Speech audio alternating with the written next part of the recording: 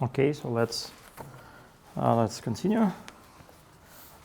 So last time we talked about t-duality and complexification on a circle, but this time we'll switch to another topic, which is the spectrum and conformal gauge. So roughly it will be spectrum and conformal gauge.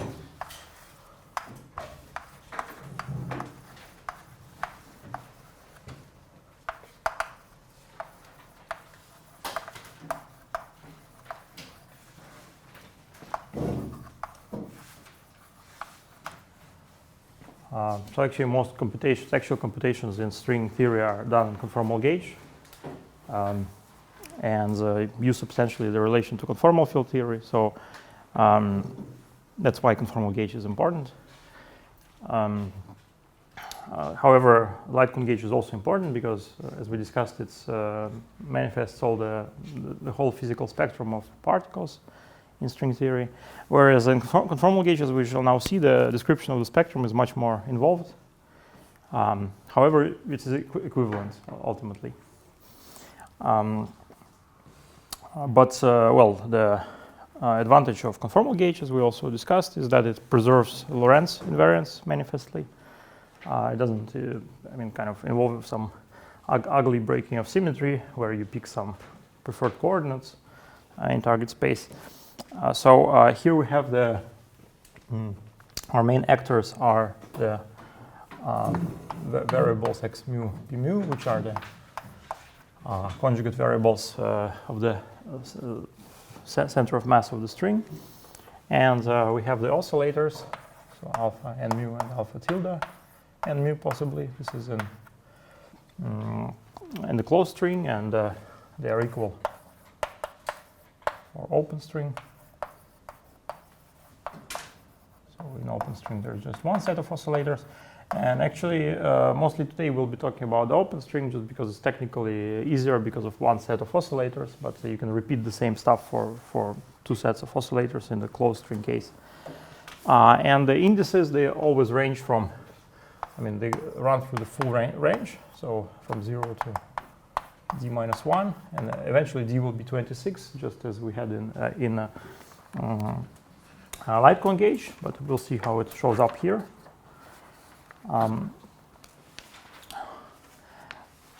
So yeah, in conformal gauge, I remind you that our theory is just a theory of free fields. With the action, the Polyakov action simplifies to just this.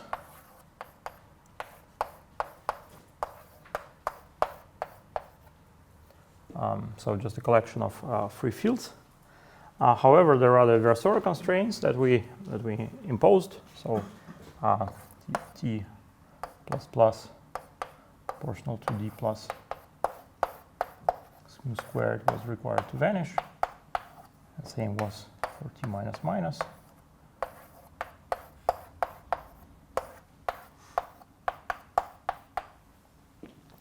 So we had the free fields, but they satisfy some quadratic constraints, so it's not some theory with some constraints.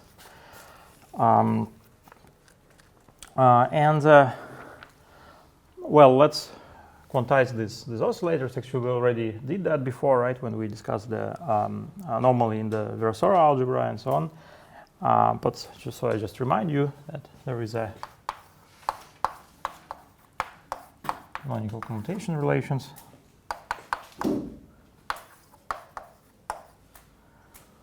And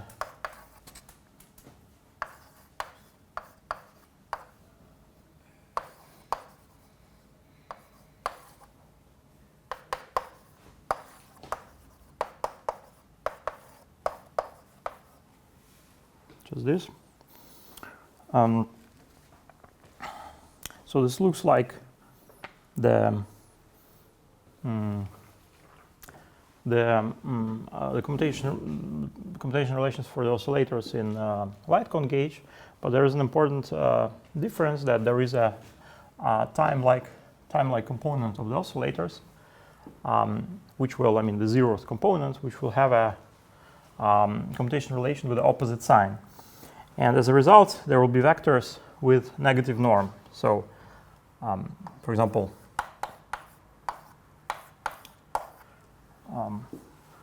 if you act on the vacuum with a bion oscillator with zeroth direction in target space, this will have negative norm squared.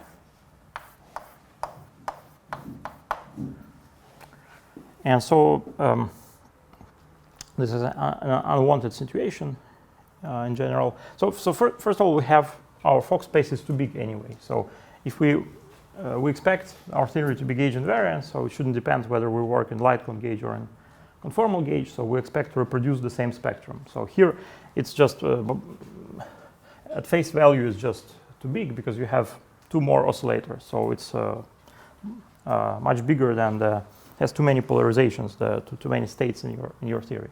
But on top of that, also some of the states have negative norms, and also some states have zero norms, and that violates the basic principles of quantum mechanics. So, namely, the probabilistic interpretation of quantum mechanics. So, I mean, positivity of the inner product is one of the basic postulates of quantum mechanics. Can you explain why this should be less than zero? How this can? Well, you assume that say 0 is normalized to 1, for example, right? And then you compute. So this is alpha k0, and you commute these guys, and because of the eta mu, eta 0, 0 is negative, so this will be minus k 0, 0 plus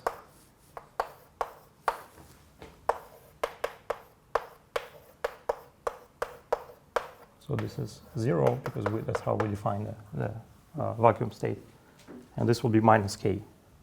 So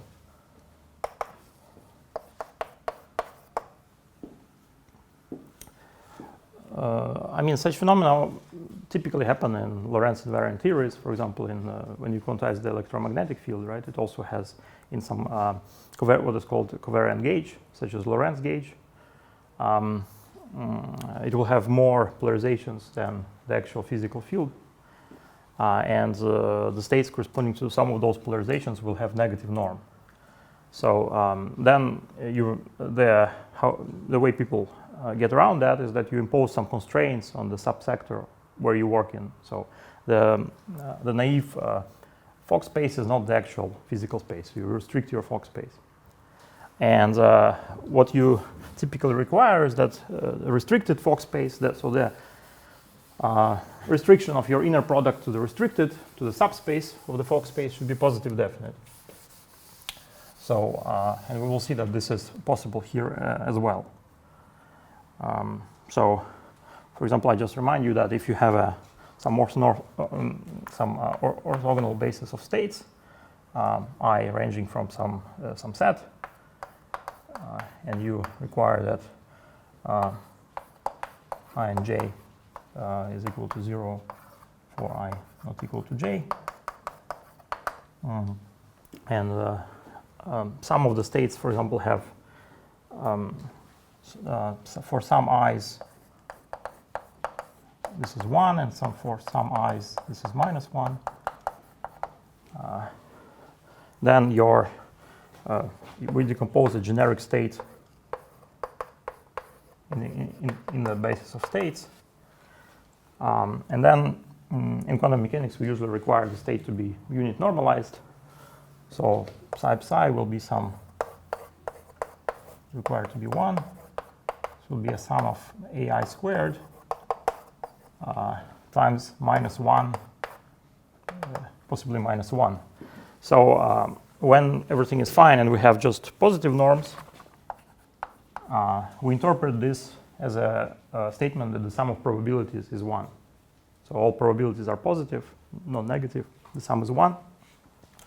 But when you have some negative norms, so you have some negative probabilities or something like that. So that kind of violates the basic interpretation of quantum mechanics. So it is So it is a postulate basically that we want to have a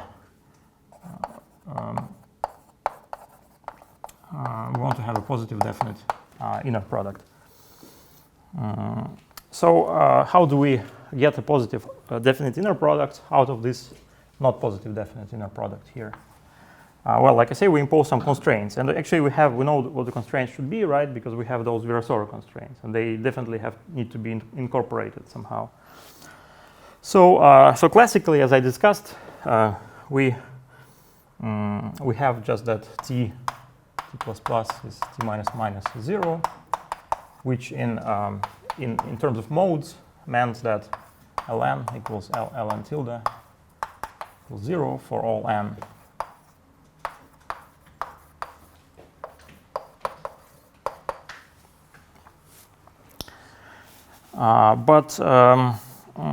So in quantum theory, when we have some classical constraints, what we can do is we can impose them on states of the theory, right?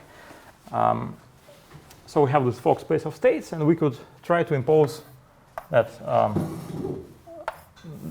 the ln's annihilate our states.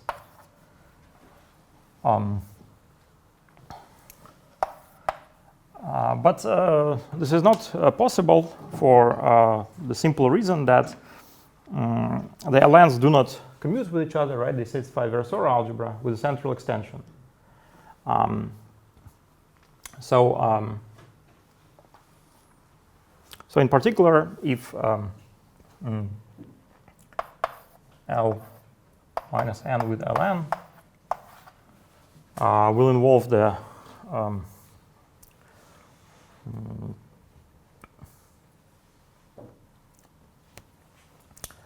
so it will be something like 2n L0 plus central charge term. So some number times central charge, number depending on n, times the central charge.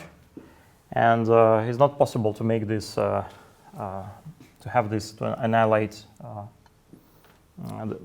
So if all ln's annihilate your state, this also has to annihilate your state.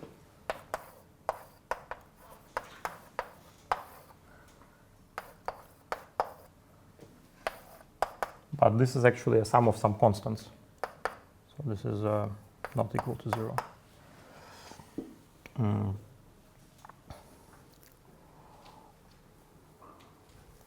So you cannot impose all of these conditions on your states. But what you can do is you can impose some of those conditions. Namely,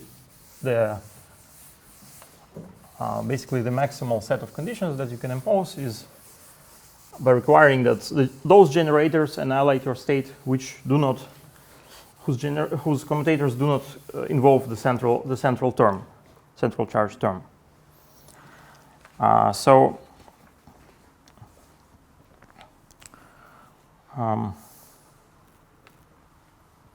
Yeah, so first of all, let us recall that what ln's are in quantum theory. So these are, by definition,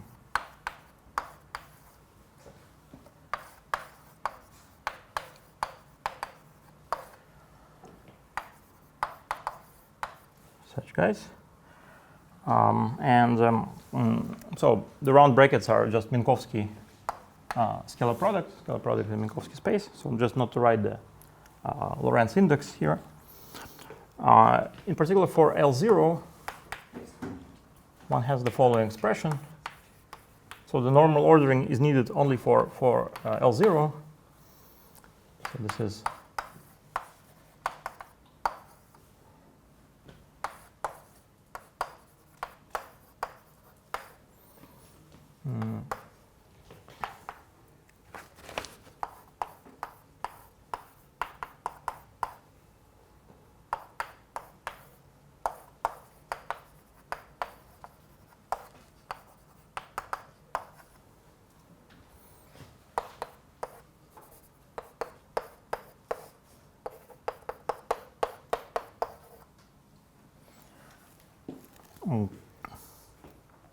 so this is our definition. Alpha 0 was related to momentum, as you remember. It was just a we introduced at some point alpha 0 as a multiple of momentum, just to have all formulas written in a more uniform way. And L is the level, so this is an integer, 0, 1, 2, etc. But here again, in L0, we have an ordering ambiguity, right?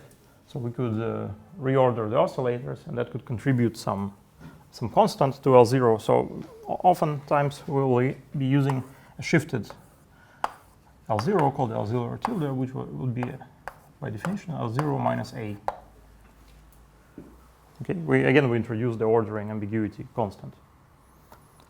So you were doing this for open string or this for general? Well, this is for open string, yeah. So in the case of closed string, you also have the alpha tildes.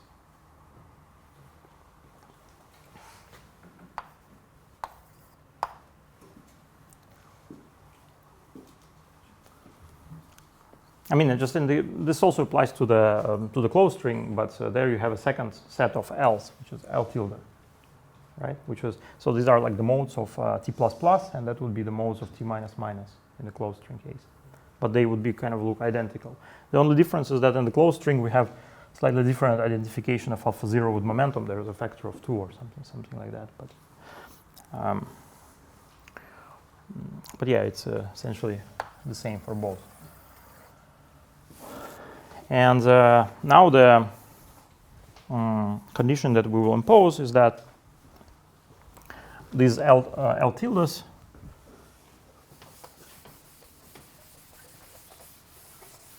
so we introduce this L tilde, which is sorry. I mean, there's some bad notation. I mean, tilde here does not refer to the other set of oscillators.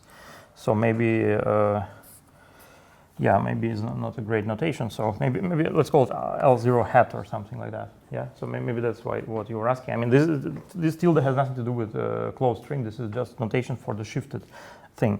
And LK, we will also have LK hat will be just the same as LK for k not equal to 0. So now we will so constraints on the states.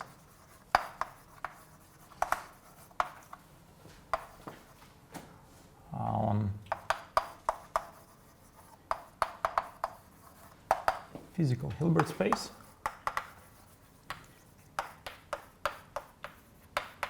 Will be that Ln hat and I annihilate the states for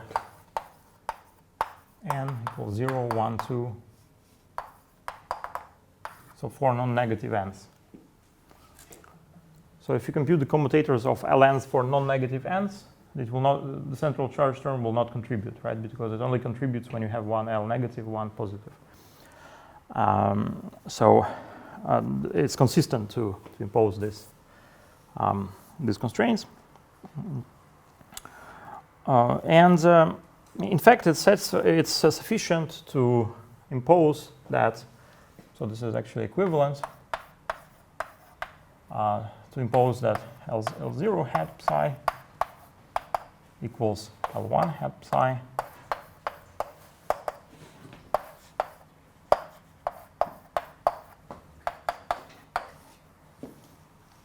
So, well, actually, the hats on these guys are not relevant. Why is that? Because all the other ends are just commutators of these ones, right? So is A something acting like normal ordering here? Yeah, exactly. I mean, not normal ordering, but just arbitrary ordering, right? So arbitrary ordering, two orderings are related by constant, by constant shift. So that's just L0 is the normal ordered guy, just by definition. But no one tells us that we have to pick normal ordering. So we pick an arbitrary ordering by introducing a constant. And then we'll see how it affects what consequences it has. So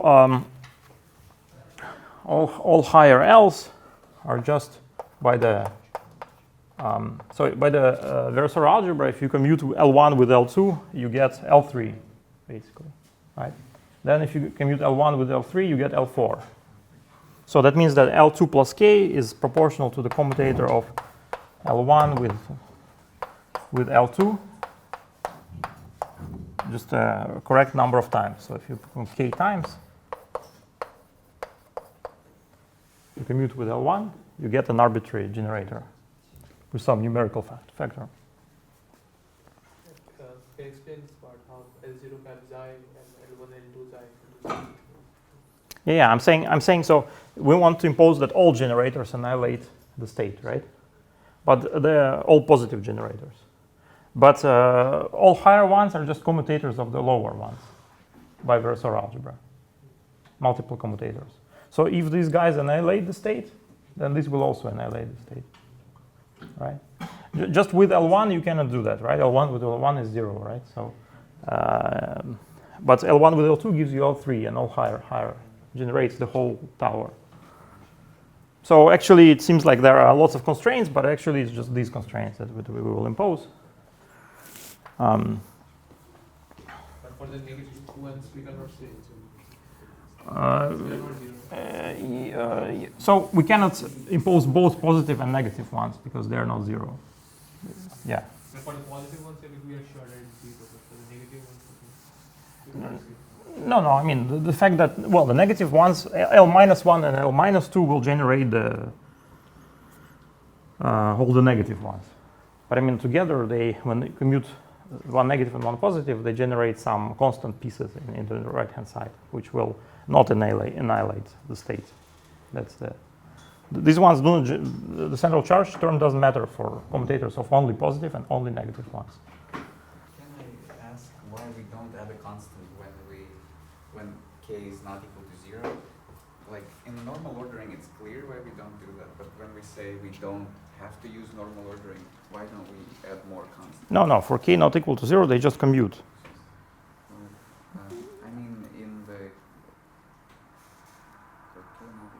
Because there's an oscillator minus n and n plus k.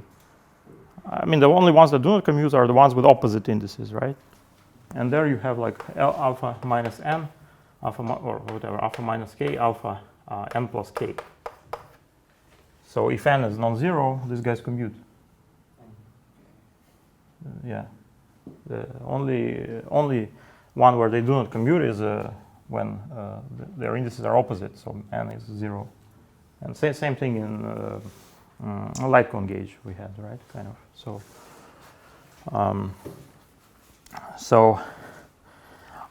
Okay. So then, by some usual notation, the states satisfying these constraints are called physical. So this is H physical. This is by definition the space of states satisfying these constraints, or which is the same as satisfying these constraints, like I told you. So this is the intersection of the kernels of all of these guys.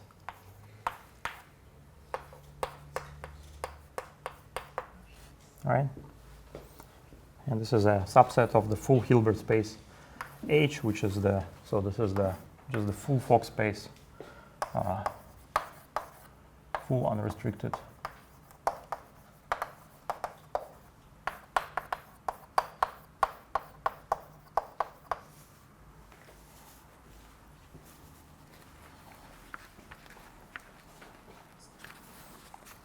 So these states are called physical, satisfying these constraints. And now we will see how these constraints affect the scalar product and how actually it becomes positive definite.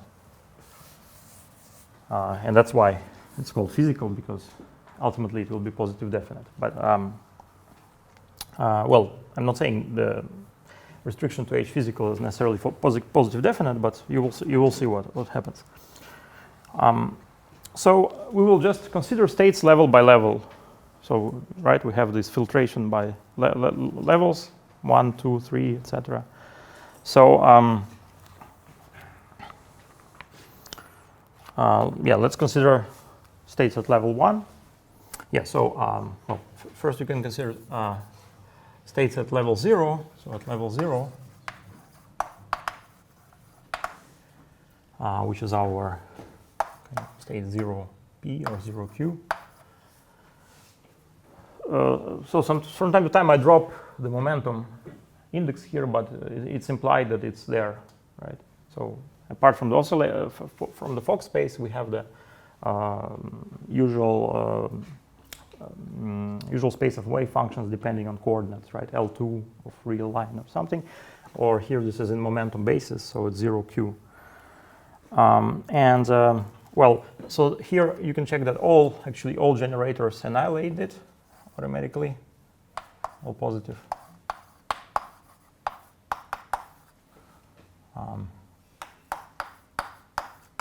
And L0 acting on this guy, 0 hat, just gives us that expression I wrote before. So remember it was p squared over 2 pi t plus L minus A. So this is q, so L is 0, so this is q squared over 2 pi t minus A.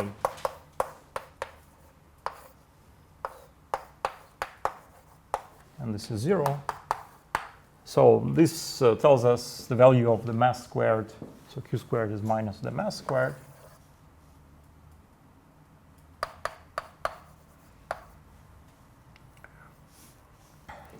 So here we're talking about open string now. So this relates the mass squared to A, just like we had in light cone gauge. So far we keep A undetermined. And so all other L's will kill the state because they will involve necessarily one annihilation. Each term will involve at least one annihilation operator. Each term in the L's.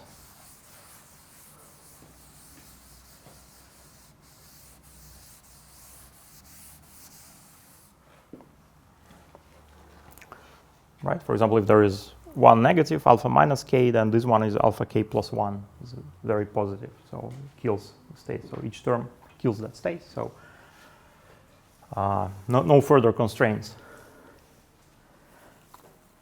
And that's in principle that's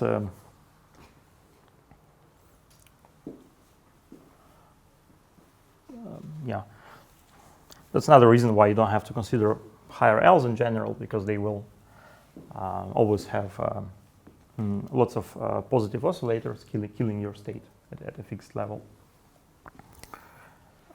So now let's consider states at level 1.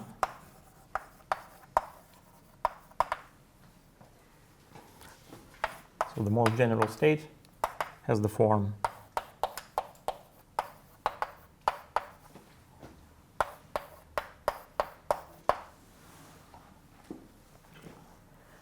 right? It's a linear combination of oscillator minus 1 acting on the state.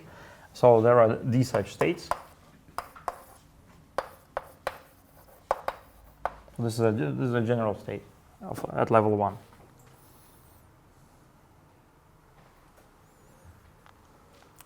So let's impose the constraints. So L0 hat acting on psi tells you same like here. So p squared plus 1 minus A.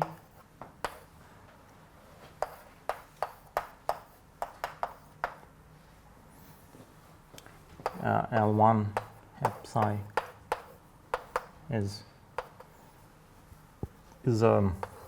alpha 0, alpha 1.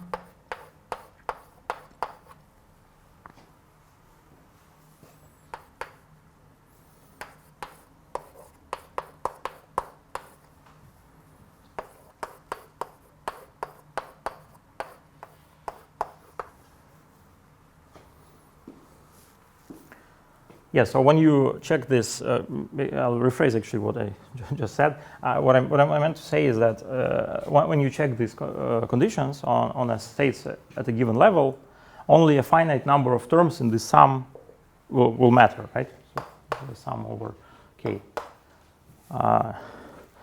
Only finite number of terms in the sum will matter because all the higher terms will involve oscillators, annihilation operators with high high level of high value of the index, right? Necessarily, and those will automatically annihilate your state, because a state at a given level can be only generated by oscillators whose index doesn't exceed the value of the level, right? So, for example, if you have level k, the maximal oscillator that can generate this state is alpha minus k. But this sum will have infinitely many terms, such as alpha k plus 1, alpha k plus 2, and so on. They commute with all those and annihilate the state. So when you check this, it's not a problem. I mean, it's not a problem that it's an infinite sum here, because most of these guys are 0 when acting on any state at a given level. Okay, so only a finite number of these guys gives something non-zero, and therefore contributes to these conditions. So, for example, at level 1, there is only one term, which is alpha 0, alpha 1, right? All other ones will be alpha minus 1, alpha 2, for example. They kill that state automatically, and they give this constraint that this should be 0.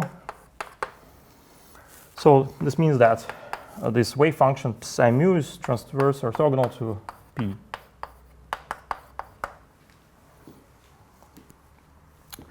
And all higher L's,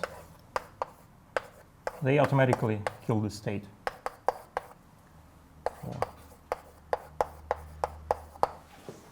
So here actually we have just two constraints of L0 and L1.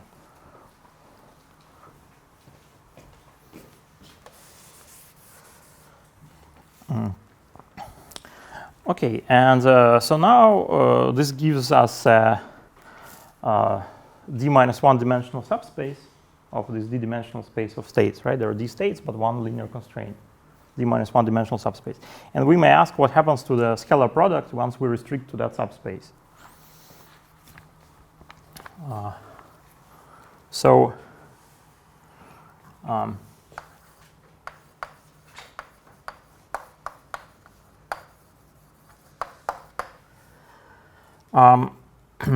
So more exactly, we want to know whether psi mu squared is greater than 0.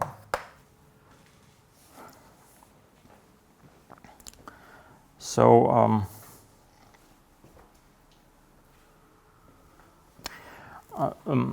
okay, so first let's consider various cases. So A greater than 1. For A greater than 1, then this P squared is space-like, right? So there we have this constraint, and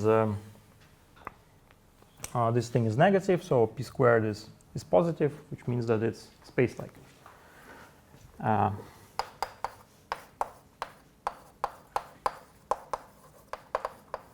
So by a rotation, we can set P equal to 0, 0, P, 0, 0, 0, P. By slight abuse of notation, I mean, this P is just a number, this is a vector, but I mean, if you like, you can write P mu. And we can choose psi. Again to be time-like, right? To have 1, 0, 0. So this is a choice. This is orthogonal to this. But this, the corresponding state will have negative norm. Just like with those temporal states that we discussed at the beginning. Right? It's like a state generated by alpha minus 1, 0. So that's not very good. So that's what we want to avoid. So we should avoid this case. So for A smaller than 1, P squared is time-like.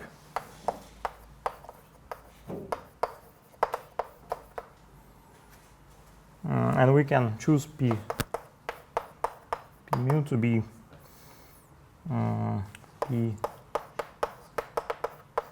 P0, 0. And psi to be 0, B1, etc., BD. So psi squared is positive.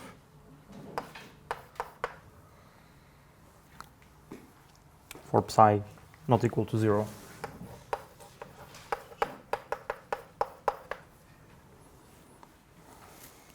So that's fine in principle.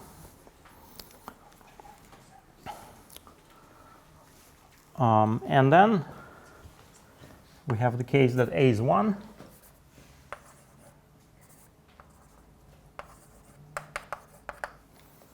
And thus, in this case, p squared is light-like.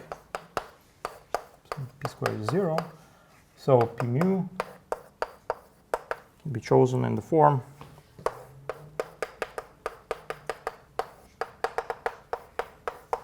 EE 0, 0, 0. And psi, so psi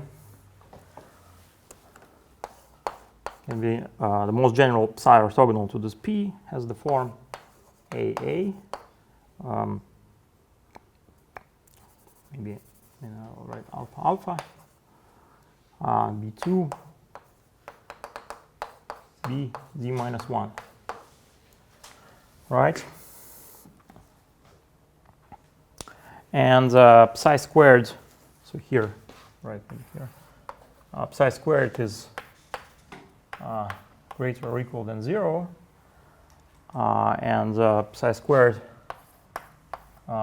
is 0 if and only if psi is AA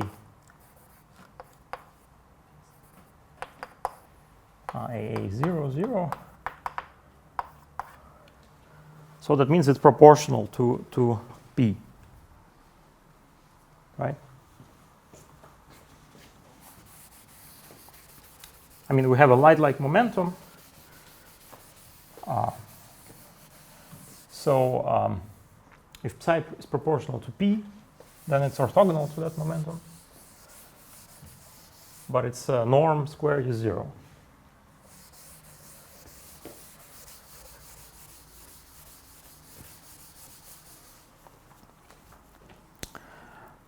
So in this case, so this means that proportional to P mu. And a useful observation is that this means that our state psi is P mu alpha minus 1 mu acting on 0p, right? And this is proportional to L, so alpha minus 1, alpha 0, acting on 0p, which in turn is L minus 1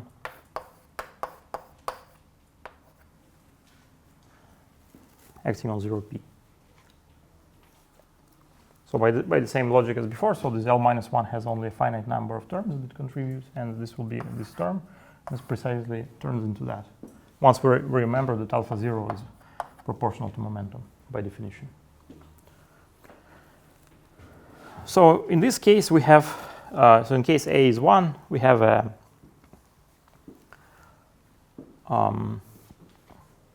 d minus 1 dimensional space of states, and 1 dimensional subspace corresponds to null states, states of zero norm.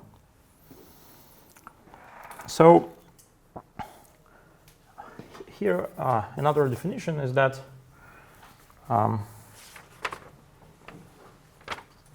there is a subspace called H spurious states, which is the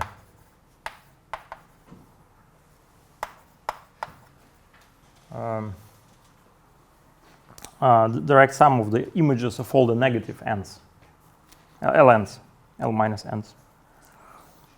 So for example, this psi lies in that subspace. So if your state, if some state belongs in, is a physical state, H physical, maybe I should write it also in a curly H, and psi belongs to these spurious states, then they are orthogonal to each other.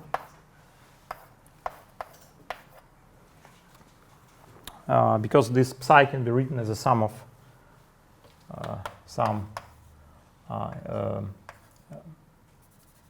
we write ck L minus k for positive k acting on something.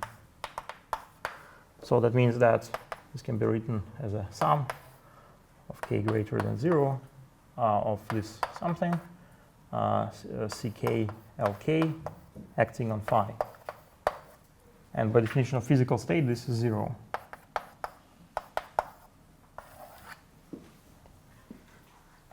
Okay, so all states that, yeah? Can you explain again why it's proportional to L minus 1 in the light-like case? In the light-like case.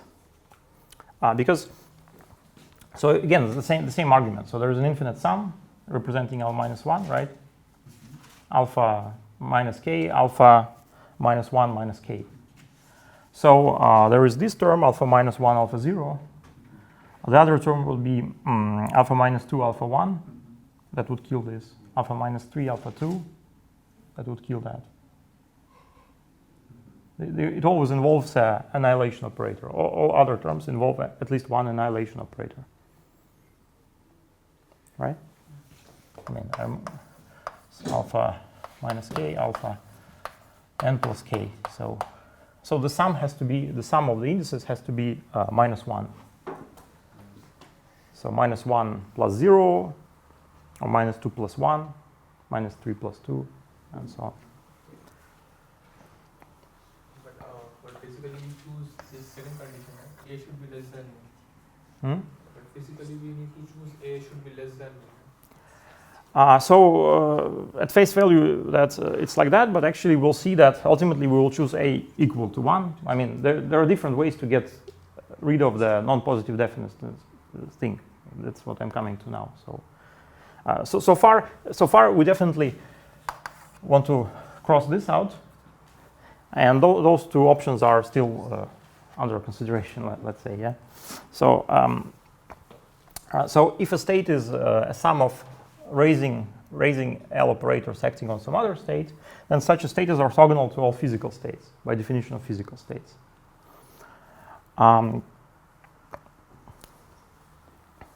So if a state is both physical and belongs to the image of L minus case, then it's orthogonal to itself, which means it's null, right? So if state psi belongs to the intersection of H physical and H spurious, then psi with psi is 0. And this is precisely what we've seen here, right? So we've imposed the physicality conditions on the states, and we've seen there is one-dimensional subspace of states that lies in the image of L minus 1. And that means it has to have 0 norm, which is also what we have checked explicitly, right? So these are some finite states that are annihilated by all L's with positive indices, but are also generated, can be written as a L with a negative index acting on some other state. So these are very special states, and they can exist, and they do exist. But in this case, we can get rid of the of those 0 norm states by taking a quotient, right? So we can consider a quotient which is H physical, quotient H physical 0, which is H physical 0 is precisely this guy.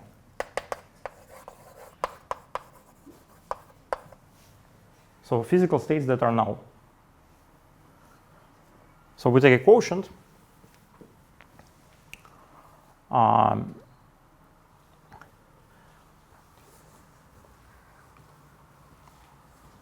that quotient is well defined as a quotient of Hilbert spaces, because if you add to your to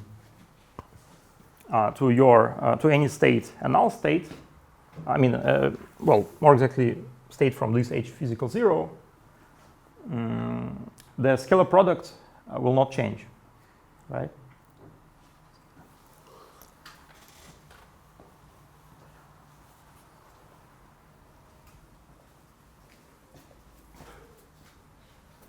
I'm saying that the scalar product of two states, such as phi plus phi naught and psi plus psi naught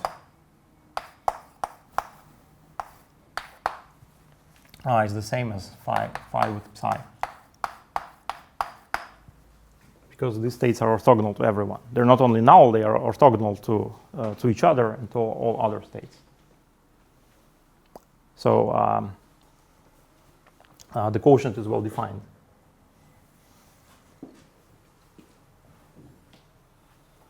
As a quotient of Hilbert spaces. So the scalar product is it's compatible with the scalar product. That's what I mean. But the restriction to the so the claim that is that the restriction to this the restriction of the scalar product to this quotient will now be positive definite, right? Because take, for example, at level 1, taking this quotient means precisely that we drop the states of this form. We quotient by states of this form. So when we write the most general solution like this, we say that it's actually equivalent to the states with 0, 0, b2, b, z minus 1. So we factor out precisely the unwanted states, and here the scalar product will be positive definite.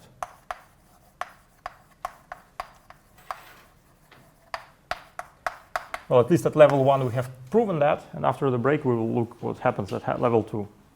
Yeah, but by the way, one further comment is that so at level 1 the dimension of the quotient, so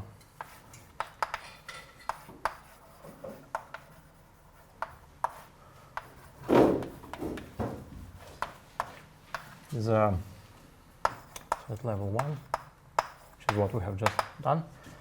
This is so this is d minus 1 constraint minus 1 as a result of the quotient. So this is d minus 2. So this precisely kills two polarizations. So at least dimension-wise, this coincides with the dimension of the light cone space of states in light cone gauge. So it's the same as in.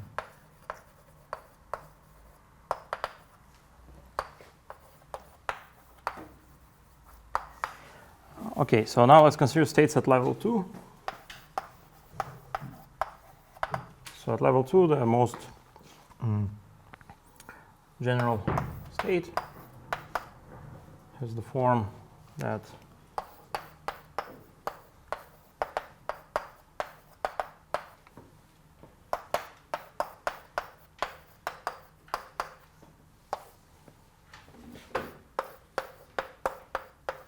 has this form, and so recall that in light cone gauge at level 2 we had d minus 2 times d plus 1 over 2 states. So this is just a reminder. So here there's many more states. So the number of states is d tam d plus 1 over 2 plus d. So that's greater than this number, as you can easily check. Next we impose the constraints. So L 0 hat psi just gives the mass of the state. So this is p squared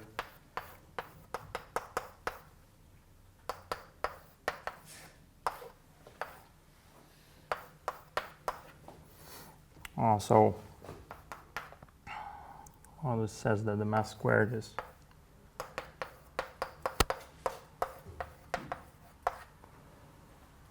and A should be 1 or less, right? So this is greater or equal than 2 pi t. So this is necessarily a massive state. Yeah,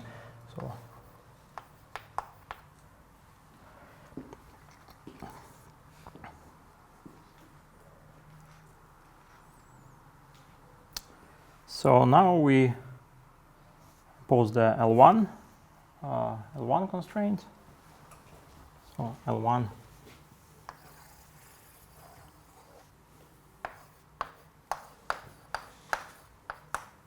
acting on this psi is, so this is now two terms will contribute.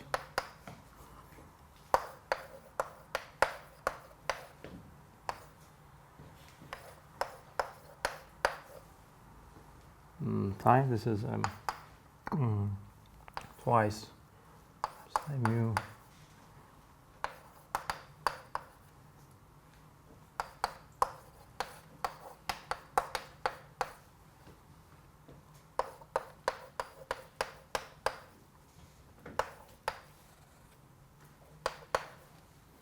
so this is just a result of explicit calculation, 0p, and this should be 0. So we find that psi mu is minus pi t p nu psi nu mu. So that means that there are d constraints.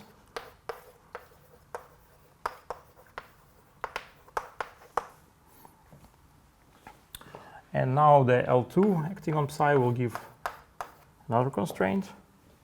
So L2 acting on psi is L alpha 0 alpha 2 plus 1/2 alpha 1 alpha 1.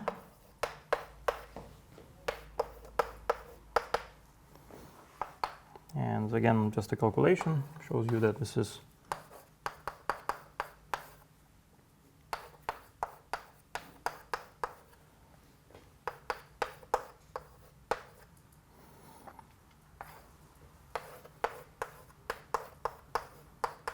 zero, so this is one extra constraint.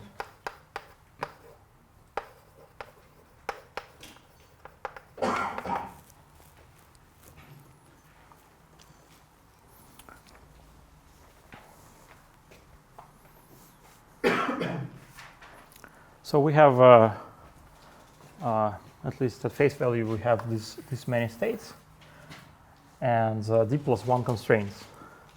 But actually, as you can check easily, that this still doesn't give you the same number as in light cone gauge. So still number is greater than the one in light cone gauge.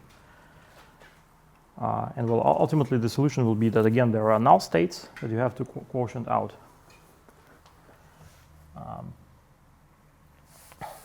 Would we say that A is less or equal to 1 because we want like consistency with the previous one? Yeah. I mean, we want. It's not even consistency. It's just positive definiteness of the scalar product, right? For all levels. Yes, for all states. I mean, for all of your Hilbert space, the scalar product should be at least non-negative definite, as we've seen. If you have null states, then you quotient those out.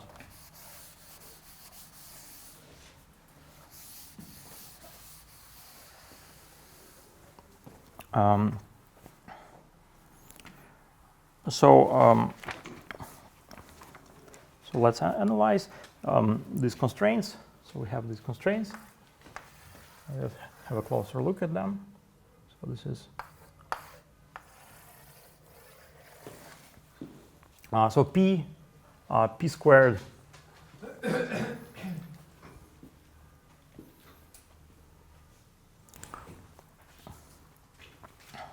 p squared is negative, right?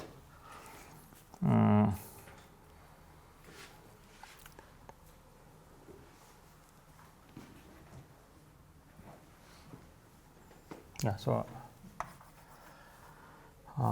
yeah, p squared is negative. So we can choose p to be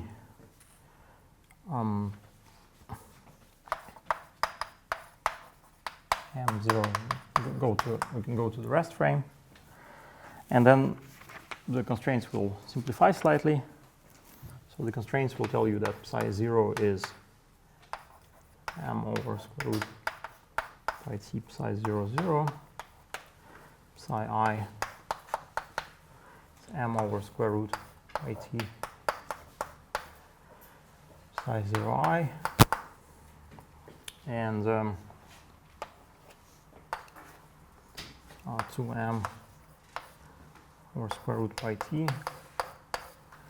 psi 0 plus psi 0 0 minus psi I 0. And if you look just at the space components of psi's, so psi ij components, you see that they only enter via the trace psi I, right? So individually they don't enter. So that suggests that we can decompose psi ij into traceless part and trace part. So we will ij plus psi times delta ij, and this will be traceless. Then this traceless part is not constrained by the constraints.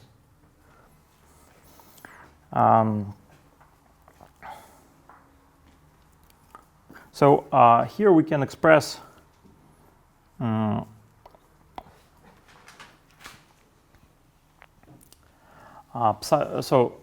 the first and third formula we can express psi 0 and psi 0 0 via xi, and from the second formula we can express psi 0 I via psi I. Okay, so the independent variables will be psi and psi I, and the traceless part. Well, you can express whatever you want. That's just my choice. No, we're just solving the constraints. So we solve the constraints by expressing some of the variables in terms of the other ones. So let's express, for example, psi 0 via psi, substitute here, and then you express psi 0 via xi through this formula. So psi I is will be xi times d minus 1, right?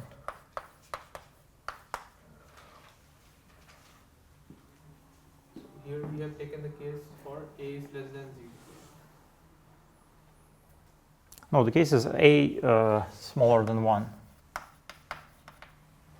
This implies that m squared is greater than 2 pi t. So it's a normal particle of normal positive squared mass and so on.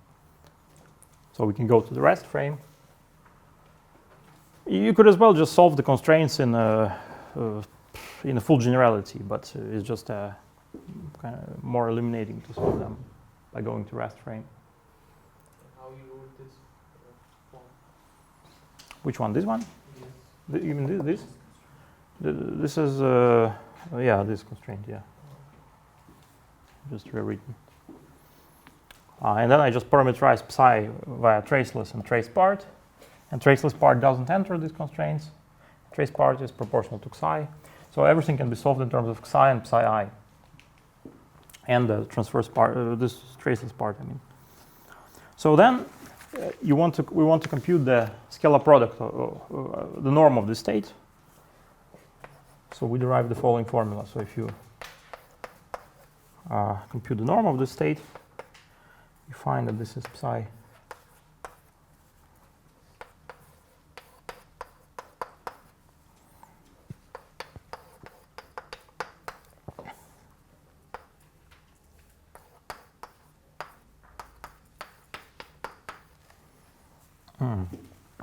This is just the norm of the state. And then solving these equations,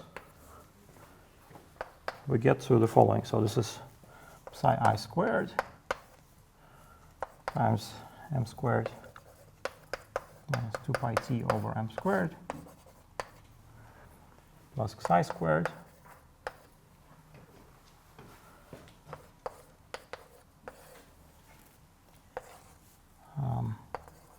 to m squared over pi t plus 1. So d minus 1 times 1 minus m squared over pi t.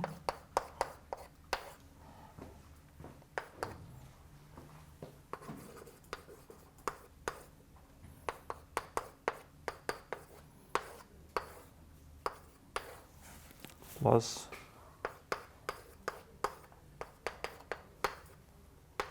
okay. So we've expressed everything through psi and psi through the constraints. Substitute here. So there are three terms: psi squared, psi tilde ij squared.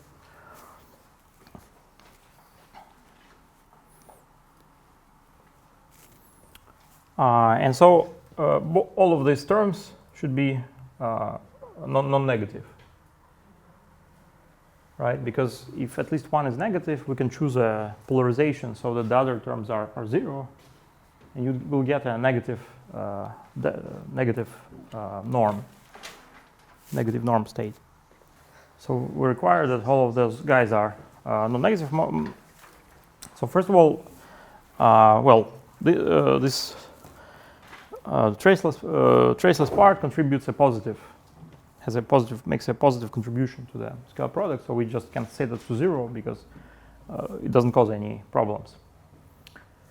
But now we should analyze when these guys are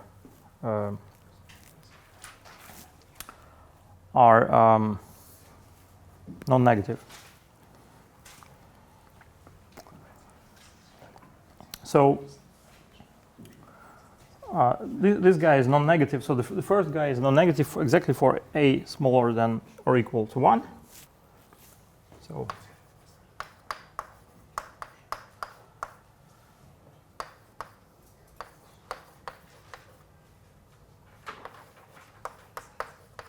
and it's exactly 0 at a equal to 1. And the second factor is proportional to a quadratic polynomial in A. So second, so this is first term. And second term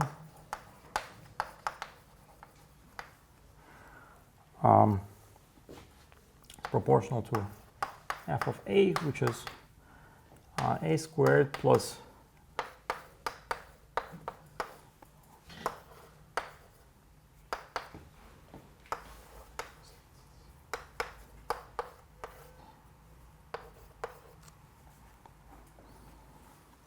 so to write this, we use that m squared is 2 pi t times 2 minus a. So, and we want to know when this guy is non-negative. So actually, if you draw this this thing,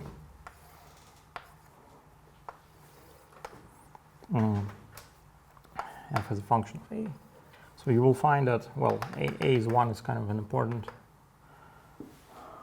case. So for d, so this is a function that goes to plus infinity at infinity, right? And for d in between 1 and 25, the discriminant is negative. So it doesn't have real roots. So that means that it kind of looks something like this.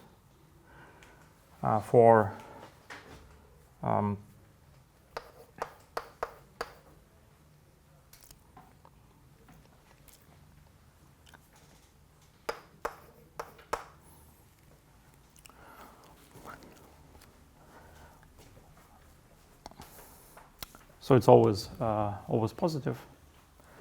Then at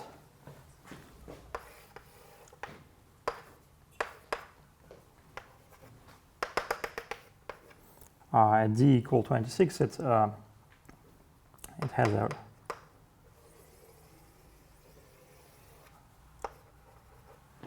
has a root at 1. So why this function? why this function is coming into. Where it came from? Yes, is some example or what? No. Is this function here. So the claim is that we want these guys to be positive, not negative at least. So m squared is 2 pi t times 2 minus a. So this is automatically non-negative once a is smaller or equal than 1. That's what we already had for level 1. So what is new here is this second term, which becomes a quadratic function of a. If you substitute m squared, you see it's quadratic in m squared, and m squared is linear in a, so it's a quadratic function in a. And we plot it as a function of a. We ask if it's where it's positive. So for these dimensions, it's always positive. For at d equal 26, this is d equal 26. It has this special property that passes through 1. And then for d greater than 26, it kind of has a 0 whose value is smaller. So kind of something like that.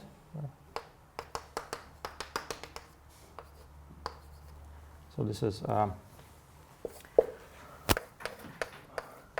d greater than 26. So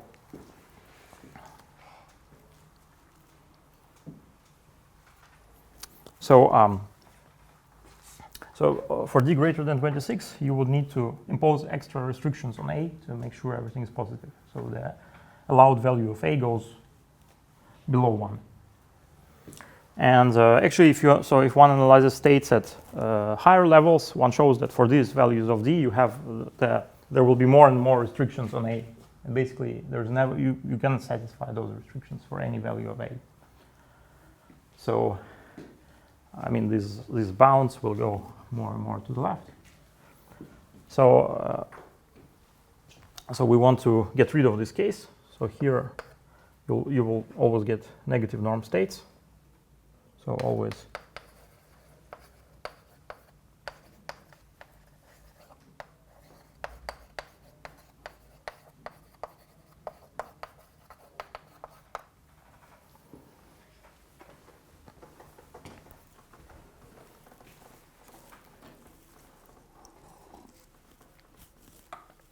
yeah, so that's just the analysis of this level 2 states. So there are the following options remaining. So d smaller than 26, a smaller than 1. Then, so no null states.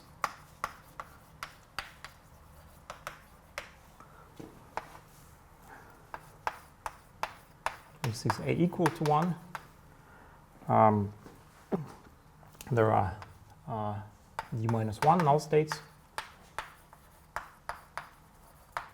whose polarizations are given psi I by psi I. And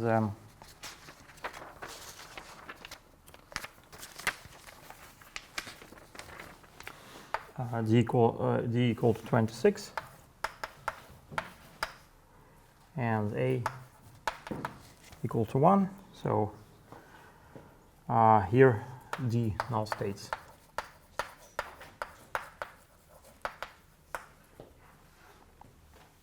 Given by psi and psi I. So the point is that to have null states, you have to set this to 0. And well, if some of these are positive, then you have to set the corresponding coefficients to 0. For example, if both of these are positive, then to have a null state, you have to set psi tilde to 0, psi to 0, and psi I to 0. That means your state is 0.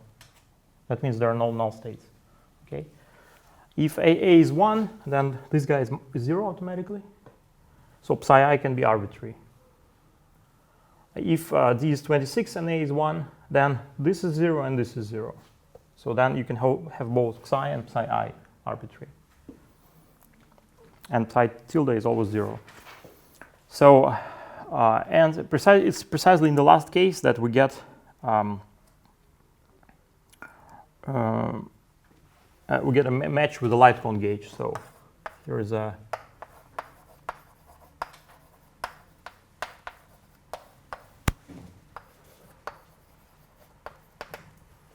so if you subtract from the total number of states the number of constraints, which was d plus 1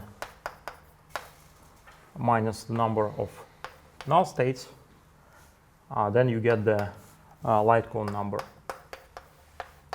So this is number of states in light cone gauge, and so the other dimensions are somewhat more complicated. So the dimensions below 26. So well, clearly you have a mismatch between of the number of states in light cone gauge and conformal gauge, and so this is can be interpreted as an absence of gauge invariance, so as a breakdown of gauge invariance. So you're going to one gauge and another gauge that gives you different theory, and we'll see later that it's due to what is called a Weyl anomaly. So remember, to go from gauge to gauge, we use gauge invariance, and the gauge group is diffeomorphisms times the Weyl transformations. So if that gauge group, if there is an anomaly in diffeomorphisms or in Weyl transformations,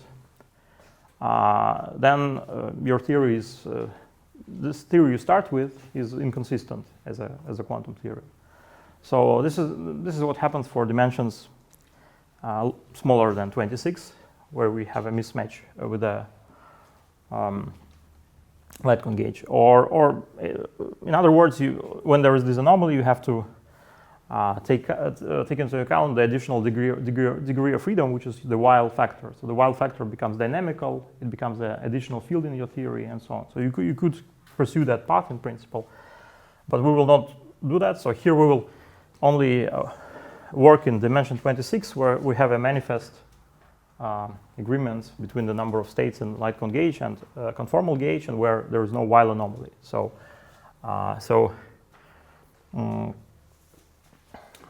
so in D smaller than 26, here you have a Weyl anomaly.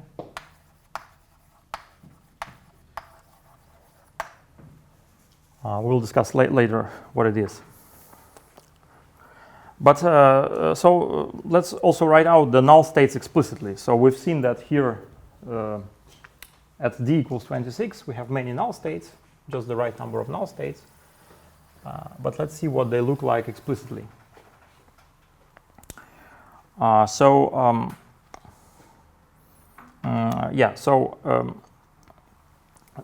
null states are the ones that are created by L minus K acting on something, right? For K greater than 0, so negative L's acting on something. Actually, we can as well just take L minus 1 and L minus 2 acting on something. Because again, L minus 2 minus K is proportional to L minus 1, etc., L minus 1 minus 2. So all higher negative generators are also, I'm saying that the image of L minus 2 minus K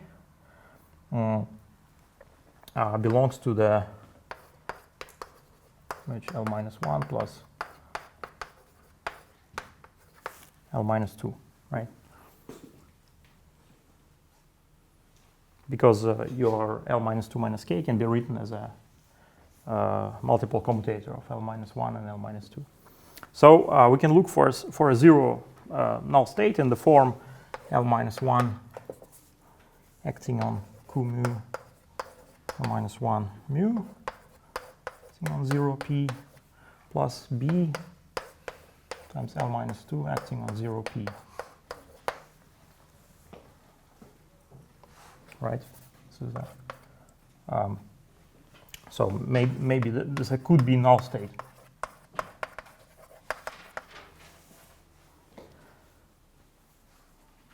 Right? This doesn't yet have to be the null state, right? because null states are the intersection of these states with physical states. So we have to make sure that it's annihilated by positive else. Without that, we don't know that it's a null state.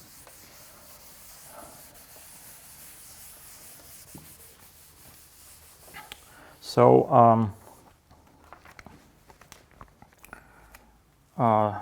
at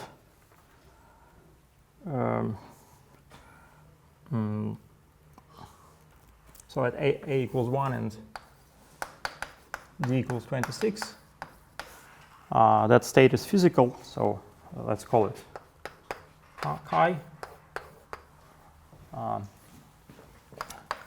Chi belongs to H physical for B equal to minus E times Q over 3 square root of pi t.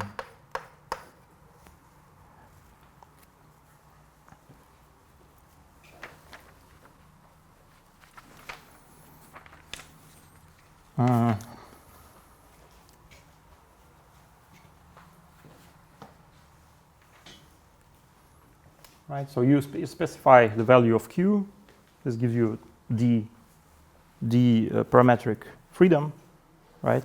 D values of Q, and you find if you set B equal to that particular value, this will be a null state.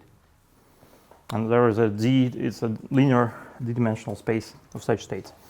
So let's consider two special cases. First is when Q is proportional to P. So let's set Q equal to P over square root of pi t. In this case, we may write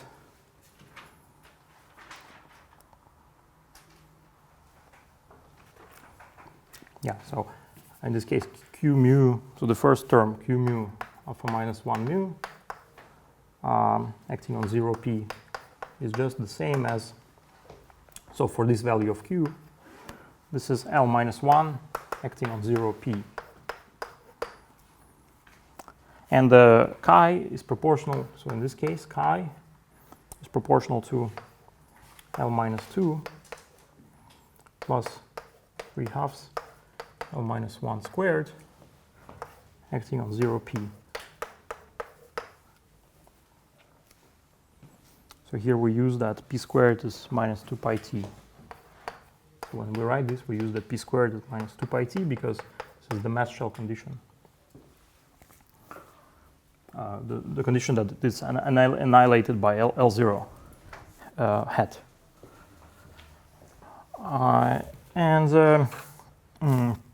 Finally, the second example is when Q is orthogonal to P. So clearly, any Q can be written as a orthogonal part and longitudinal part, right? So this exhausts all the cases. So, but in this case, one finds that L1 annihilates Q mu minus 1 mu 0 p. And so the state actually chi can be, this form can be written as a L minus 1 acting on some state chi tilde such that chi tilde is annihilated by all k greater than 0, by all else k greater than 0.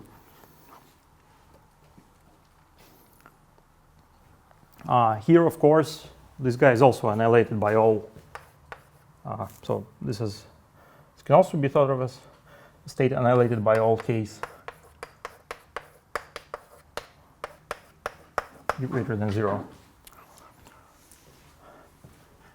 So you see, in both cases, the null states can be written as some polynomial in L's, well, actually quadratic or linear, acting on some state that annihilated by all positive LKs.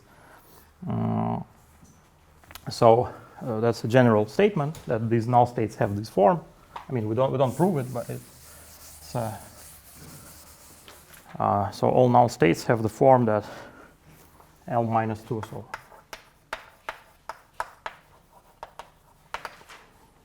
L minus 2 plus 3/2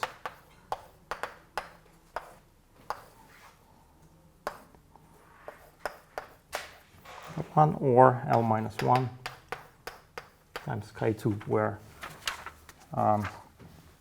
Lk chi1 equals 0, Lk chi2 equals 0 for k greater than 0. Because the end state has to be physical, the level of the chi1 and chi2 is also prescribed, right? So L0 plus 1, chi1 is 0, and L0 times chi2 is 0.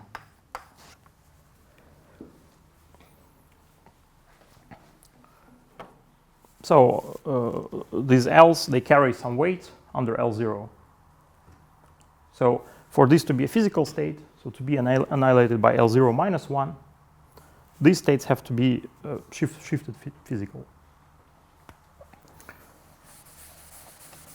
So anyway, the claim is that, so this is because L0 with L, so I mean, just remember, this is L0 with Ln is minus m times Ln. So L0, Ln has weight minus n. That's why. So I mean, this is the claim is that this is the general description of null states. For although we've only proved it at level 2, but at a equals 1 and z equal to 26. And then, so if you take the quotient by such states, the claim is that the inner product is positive definite on the quotient. And yeah, and also the claim is that the spectrum, so the Hilbert space of quotient Hilbert space is isomorphic to the Hilbert space of the light cone gauge. So H physical quotient H physical 0 is isomorphic to H light cone. It's some algebraic proof, so some a bit long proof, but yeah, the proof exists of that. Okay, so let's stop here, and so yeah, next time we'll start with what's called BRST quantization of this. So it's another. So you see this quotient, this annihilation procedure plus quotient procedure. It looks like some kind of cohomology, right? So this BRST quantization gives you an explicit description of what cohomology it should be and so on. So we'll do it next time.